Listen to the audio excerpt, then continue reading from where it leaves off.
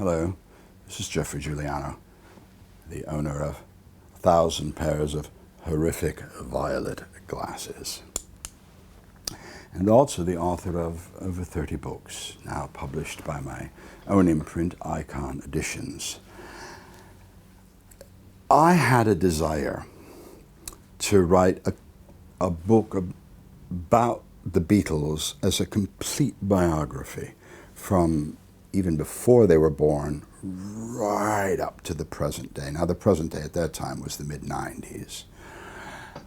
Whereas with Dark Horse and Blackbird and Lennon in the USA, I had gone off on tangents on particular Beatles, or I'd done picture books or interview books. I wanted to do, as Hunter Davies did with the Beatles Authorized Biography, a complete biography of the Beatles. So I had a great agent called Robert Smith in London. By this time I was filthy rich. And this was it wasn't my last big book. I guess my last big book came after this, which was Lennon in America. But anyway, I pitched that I would do a complete biography of the Beatles. All of it. One book. And of course, nobody said no to me, man, because by then people had made a lot of money off my books. And so I signed with Sidgwick and Jackson. You look that up. They were probably formed in the 1700s or something. Extremely prestigious publisher in London. And I got a nice advance. And I did this book, which was very well edited because, I'll tell you the book in a minute, because we found a kid, like a Beatle genius guy, he was like 19, who went over the text. Because we still didn't have the internet yet. You couldn't just go and check when a record came out. You had to find it in a magazine or something, and sometimes these things were wrong. And are there things wrong in my books? Yeah, because we didn't have the option of this, this big brain database called the internet, where you could just look up any fucking thing and immediately get the answer. We had to use these things called libraries and researchers and getting in the car and going places and looking through magazines. And if there was a mistake in the magazine, well, then there's going to maybe be a mistake in the book. But with this particular book, we found, as I say, this young kid in England who was just absolutely phenomenal. I've lost touch with him. But he took out every mistake. Man, I'll still put, maybe there's something now on the internet we could find, but he knew when She Love You was released. He knew how high it went in the charts. He knew Paul McCartney's address. He knew his father's address. It was what kind of dog he had. So he was good. And he really helped out a lot, and I reckon he's credited in here somewhere. So the book we did was Carry That Weight, a secret history of the Beatles from Sidgwick and Jackson. Now, there was a guy that used to hang around with the Beatles called Magic Alex Mardas. And I, after watching the Beatles anthology and seeing George Harrison, you can see it today on YouTube, I'm sure, talking about maybe smoking a joint with this Magic Alex.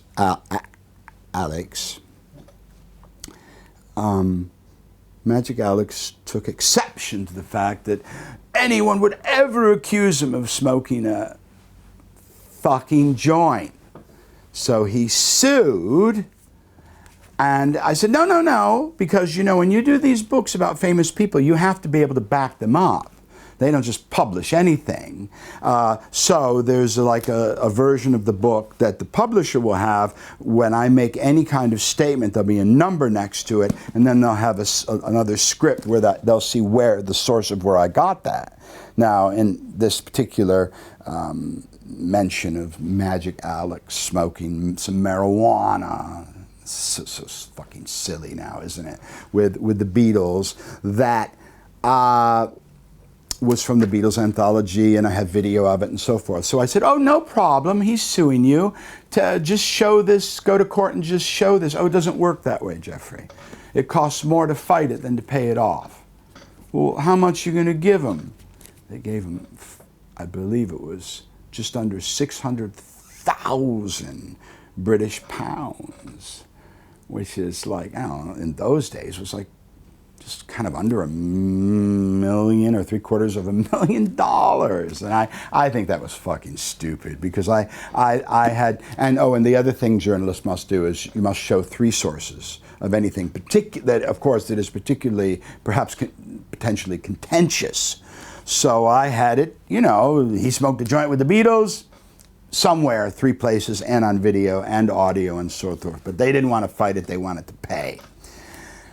So the book was taken off the shelves, and I wasn't even to have one, but my agent smuggled me one. This is the one. They go for hundreds and hundreds of dollars on the original copies, the ones that didn't get burned. So I decided that, no, fuck you, man. I worked for like 3 years on this book. This is like a lifelong dream of mine to do a complete book biography of the Beatles, and I'm not going to let this fucking guy fuck things up, although he did fuck it up between me and Sidgwick and Jackson and maybe Robert Smith, my agent. I have since gone through the book and taken every mention of Magic Alex Mardas out of the book.